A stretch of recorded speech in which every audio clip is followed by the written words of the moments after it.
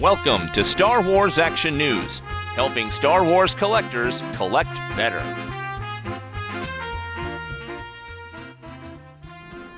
We just finished touring the JAKKS Pacific collector event where they had a bunch of the Star Wars figures out for display. They were talking about how they've got the entire collection together in one place that they've ever done, and it's kind of a dichotomy because on the one hand I think these figures, especially their quarter scale figures, are so big that they take so much space in a collection, but when you see them all displayed like this, it's really impressive. And it didn't take up that much space in a showroom, but yet in a house it probably would. Yeah, it was probably about 3 conference tables long, but they had them pretty well spaced out too. You could probably get them all on one, they'd just be spaced really close together. Of the quarter scale stuff they showed, it was mostly the stuff that we'd already seen, but there was one thing that was most exciting to me, and that was R2-D2. They also have a Yoda coming, and I think the Yoda may be out by now, but the R2-D2 looked really cool, and I was thinking, you know, I may have to get that quarter scale R2. He's not as big, of course, being an R2 unit as the other characters.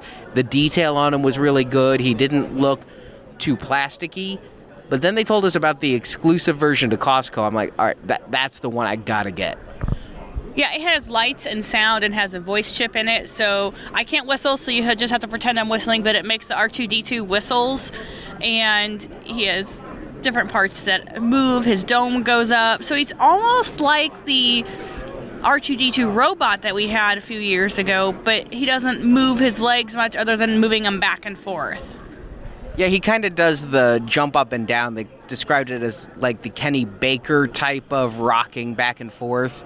And when he was in that suit and he would be all excited and his dome will spin around and make some sounds. But that is really cool. And so I'm definitely going to need the Costco exclusive.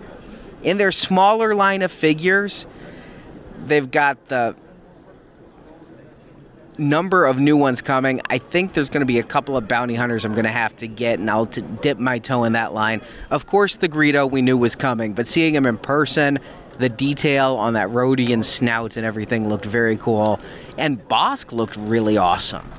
Yeah, they did look pretty good.